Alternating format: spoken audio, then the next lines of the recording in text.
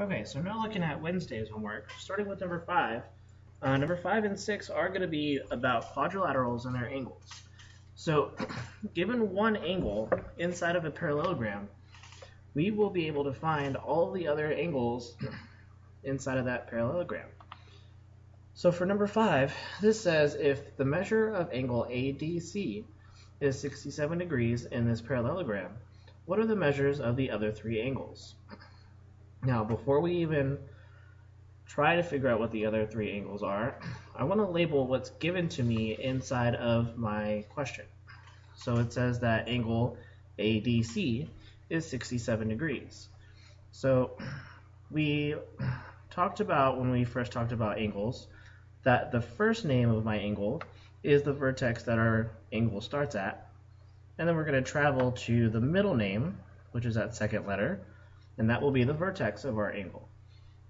The last name of our angle, which in this case is C, is going to be the vertex that our angle stops at. Excuse me, so we just highlighted angle ADC. Now we know angle ADC is 67 degrees from our question. And we're tasked to figure out the other three angles inside of this parallelogram.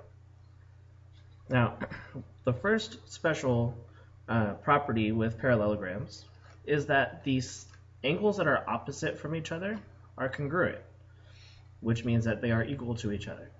So without even doing any math, if angle ADC is 67 degrees, then the angle that is opposite of 67, or of angle D, is going to be 67 as well.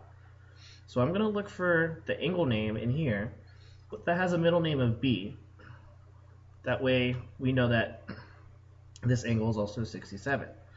So it looks like in here the middle name of B will be this first angle, angle ABC. So ABC is also going to be 67 degrees.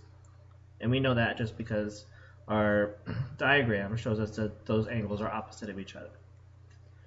Now to get angle BAD and angle DCB, there is another property for parallelograms that says that consecutive angles in the parallelograms are supplementary. So that means that angle ADC and then angle BAD, so this angle right here and this angle right here, are consecutive because they share the same line with those two angles attached. Now, just to keep in mind, the word supplementary starts with the letter S, and we can use the letter S to make 180. So supplementary angles add to equal 180 degrees. So if I'm already given 67 degrees, I can find angle BAD by taking 180 and subtracting 67. Now I'm just going to do this work off to the side here. We have 180 minus 67. I can't take 7 away from 0, so I need to borrow and regroup a little bit. 10 minus 7 is 3. 7 minus 6 is 1. And then 1 minus nothing is still 1. So angle BAD is going to end up being 113 degrees. But since we already said that angle BAD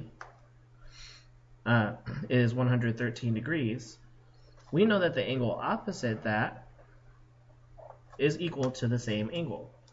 So if angle BAD is 113 degrees, then angle DCB would also have to be 113 degrees, just based off of that first property from when we found angle ABC. Now try number 6 on your own. It's the same parallelogram, but you're given a different angle with a different angle measurement. And you need to use the same properties in order to figure out the other three angles in that parallelogram.